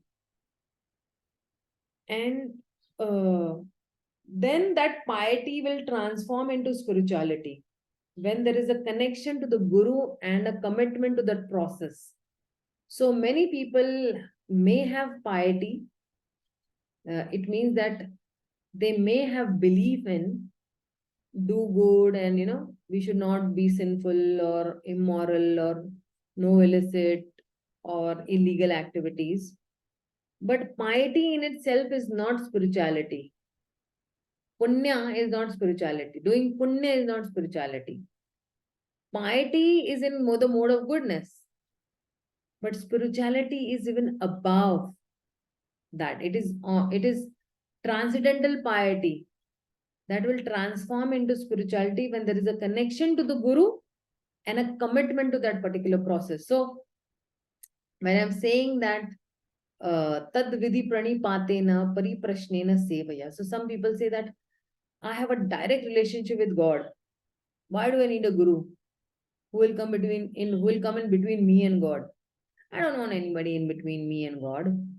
So many people have said this. I have personally experienced it, that I don't need a guru. So what is the guru's role? The guru does not come in between us and God, but he removes what is in between us and God.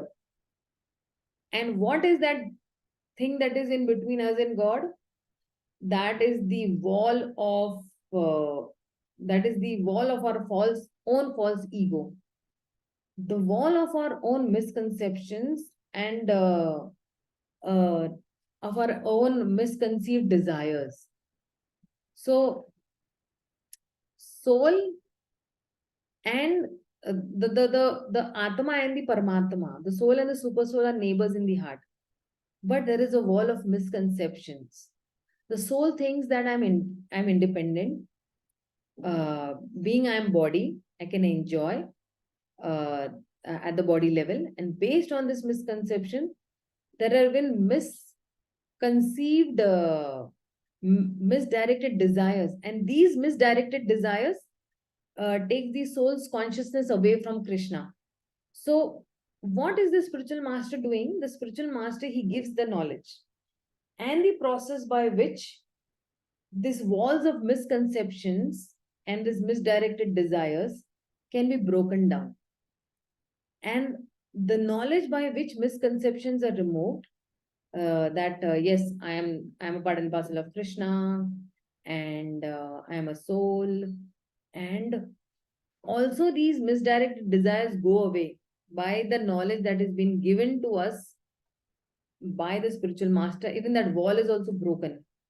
So the guru does not come in between us and Krishna, but He is removing the wall between us and Krishna. So, and not only that, in fact, spiritual master ultimately connects us also with Krishna. So, without the spiritual master, we do not know what is authentic bhakti. Therefore, the spiritual master is very important. So, they say no that there is a saying that he who is his own guru has a fool as his disciple. So people say that I don't need a guru and I am my own guru. So he who is his own guru has a fool as his disciple. That means that I am my own disciple, which is a fool. Why? Because we cannot change ourselves by our own. Someone may ask if Krishna loves me so much, why he doesn't change me? Why guru is required? So Krishna can reveal to me directly. Why can't he do that? Krishna can do anything. It is not a matter of what Krishna can do. This is matter of what Krishna wants us to do. So Krishna is telling us very, very, categorically, in this particular shloka that tad vidhi, know this, that by going to the spiritual master and uh, uh, Krishna loves all living beings. But at the same time, Krishna is reciprocal also. Krishna loves all the more those who love him. So Krishna wants to glorify those devotees who have sacrificed everything in this world for his sake. And those who have focused on only pure devotion to him, those who have sacrificed things of this world for Krishna's sake, so Krishna wants to reward these devotees. And ultimate reward will be in rewards where he gives that inner love for himself. And the spiritual reward of taking back these living entities to his own abode. But if you see the devotees, they don't want anything. The devotees are free from attachment from things of this world. So when devotees don't want anything from this world, somebody might ask that then how can Krishna reward them in this world? So Krishna rewards them by granting them the authority by which uh, mm, people can come out of this world. Because the world is a place of misery, dukhalama shashvatam, and the most precious thing in this world is the way out of this world. Just like in the Pune jail or in the Tihad jail, what is the most precious thing? The jail actually does not contain any treasure things or some most precious things in the jail. What is the most precious thing in the jail? The most precious thing in the jail is the key for the door. Out of the jail, so this world is a jail. When we say, okay, it's a Durga. Durga means fort. And Durga Devi is the presiding deity of this prison. So she keeps a living entity trapped in this material world. And she is having those three tongues, you can say, or prongs, three with the tap. They inflict the conditioned soul with these threefold miseries of Adidevi Gadi Bhautik and all. And what is this purpose of this threefold miseries?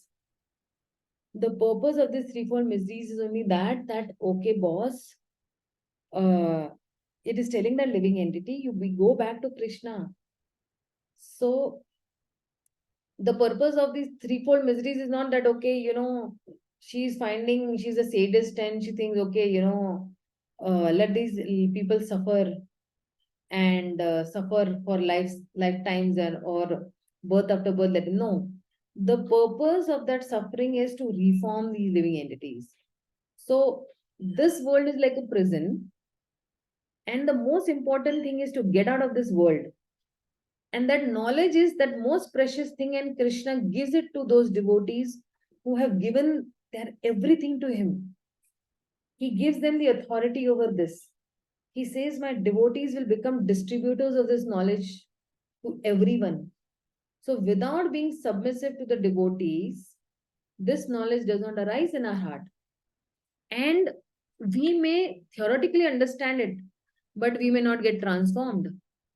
So the theoretical knowledge may not lead to transformation, but it will not lead to even to redirection of our hearts, a love towards Krishna. So for that to happen, we need to serve as spiritual masters and get bhakti from the spiritual master. So Krishna says that the prospective devotees, that you glorify my surrendered devotees and you become submissive to them.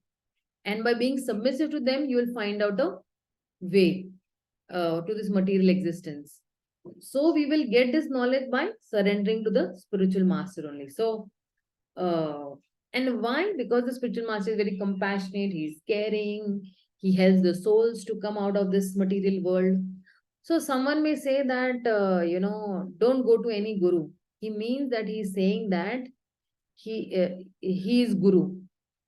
He wants to say that I am guru, you follow me only. And that is the reason with authority he is saying that like that. So that is why we need to go to only a bona fide guru. And even the Vedic scriptures say, rather than resenting and rejecting everyone, redirect that particular person based on the knowledge, understand, and choose whom we should follow. Choose the right authority. And then we'll become purified and will become enlightened also. So, of course, I've gone beyond my time. I just beg apologies that I've gone beyond my time. Half of them have left also the class. So, yeah. So, if anybody has any questions, queries, doubts, you're free to ask me. Oh, my camera is switched off. Okay.